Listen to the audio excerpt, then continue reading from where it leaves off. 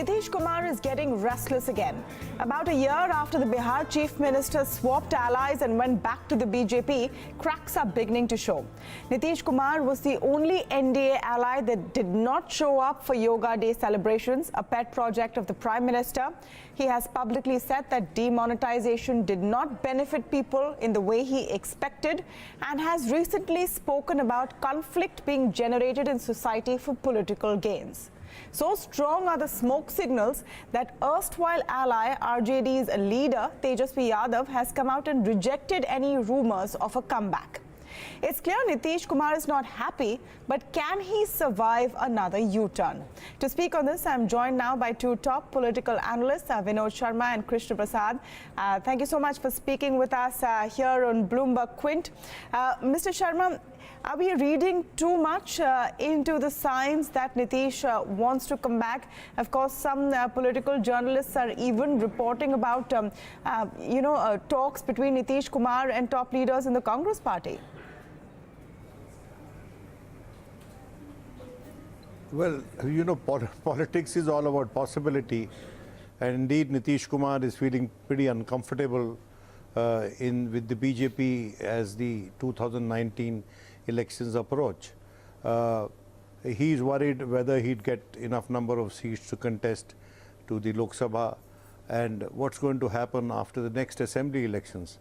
Will the BJP accept, if the alliance wins the election, him as chief minister? I think that for him, it is one of the most difficult phases of his life because until he joined the BJP, he was considered to be the Bodhi tree, the tree of enlightenment in Bihar politically. But now he's nothing but a bonsai in the BJP pot. And this bonsai wants to grow once again into a Bodhi tree. It's a very difficult task. And I don't think he'd be easily trusted by any people who are part of the anti-BJP alliance in Bihar or the rest of the country. Had he stayed on in the Mahagathbandhan, he perhaps would have been one person on which many people on the non-BJP spectrum would like to bet as a future chief minister, or at least a future prime minister, or at least a challenger to Mr. Modi, because he had the right ideological grounding. He is erudite and he has a keen sense of history with which he countered Modi so many times till the time he was chief minister of Bihar with the support of RJD. Now I think that it's a very, very difficult phase in Nitish's career. Yeah. Tejasvi has already ruled out any possibility of having another round of alliance with Mr. Nitish Kumar. But then again, you see, in politics, nothing can be ruled out. And in politics, no leader, no political party can be written off ever.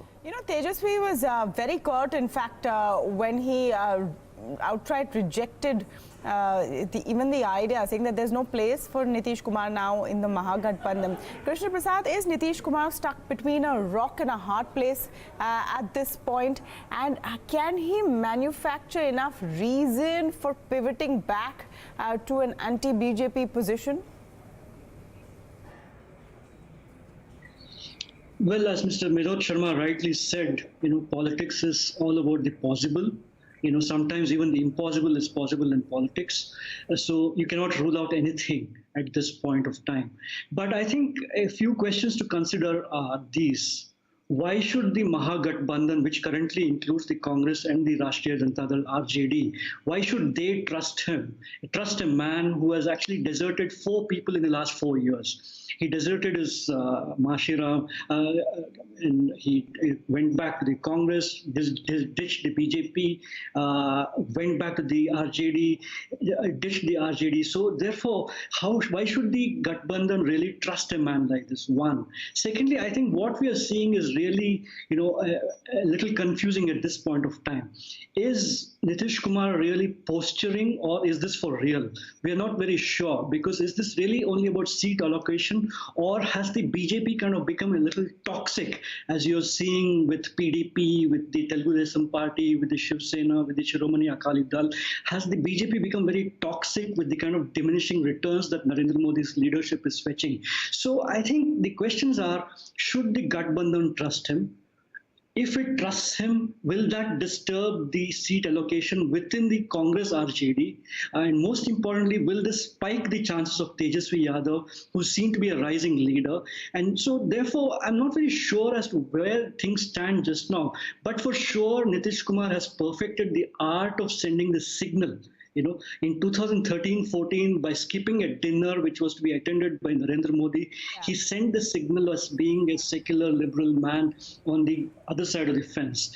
This time, by skipping the yoga event, he sent the opposite signal once again. So you really just don't know, looking at Nitish Kumar's moves and maneuvers, as to where he stands. And frankly, what we are seeing in Bihar today is that ideology is bunkum. It really has no place. It's sheer opportunism we are seeing on all sides. And so I'm not very sure at all. It's really very speculative at this juncture. Absolutely. Till Amit Shah Absolutely. No one really knows what Nitish will do next. You're talking about 2013. After that, he split from the BJP. Then the Mahagathbandhan was formed. He split back. Will he go back again? It's really a different kind of twist and turn and political yoga at the next level. But what does Nitish have going for him, Mr. Prasad?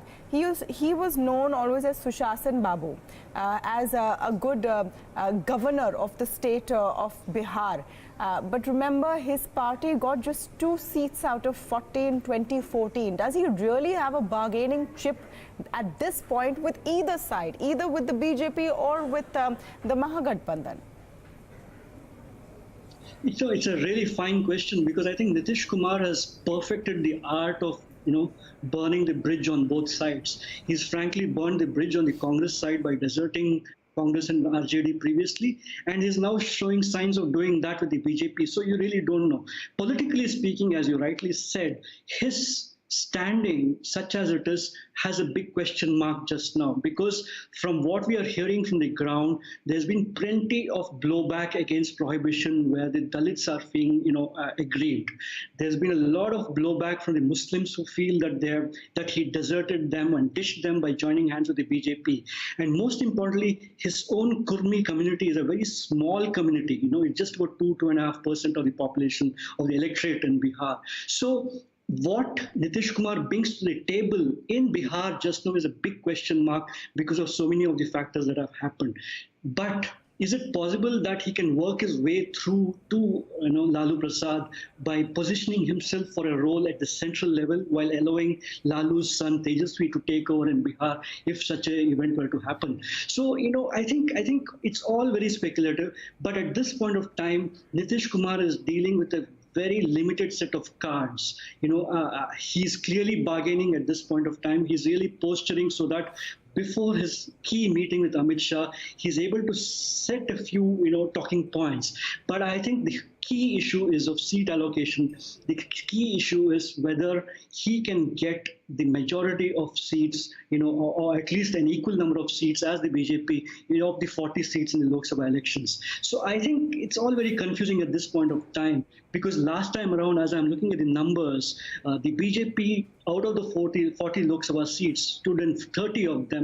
The LJP, which is Ram Vilas Paswan's party, stood in 7 of them, and the RLSB stood in 3 of them. So if JDU stays in the BJP alliance, what is the proportion of seats it will get? On the other hand, if it switches over to the Congress and RJD side of the story, what is the proportion of seats it will get? And how will that impact the other side of the story? So I think it's all very confusing. But to me, from this long distance, it seems to be that Nitish Kumar is playing with a very limited set of cards and, is really, with his back to the wall in some ways. Absolutely. Mr. Sharma, Krishna Prasad talked about how this could also be an example of how the BJP has become toxic to its regional allies, especially. Would the Congress party be interested in exploiting this perception by giving some kind of leeway to Nitish Kumar just to prove the point that, look, everyone is deserting the BJP at this point? You see, please understand one thing. It will be erroneous to be making 2014 electoral outcome as the yardstick. Even if the BJP does it, it will be being unrealistic. Because in 2014, it was a 3-way fight between BJP, Nitish Kumar and Lalu Prasad. And that gave the BJP the big numbers together with its two allies. Now today, Upendra Kushwaha, who is the leader of the RLSP, is grossly unhappy because the BJP has tied up with Nitish Kumar. You see, and you never know which side will Ramvilas Paswan go, because Ramvilas Paswan's track record is even worse than that of Nitish Kumar, but he's been able to get away with it because he comes from the scheduled caste community, and nobody wants to annoy that community. And the community he represents, that of the Paswans, they are in the dominant scheduled caste community in Bihar. One issue which perhaps Mr. Nitish Kumar can exploit, and for that he'll have to break the alliance earlier than later, is the special status for Bihar. Yeah. The kind of issue on which the TDP walked out of the NDA.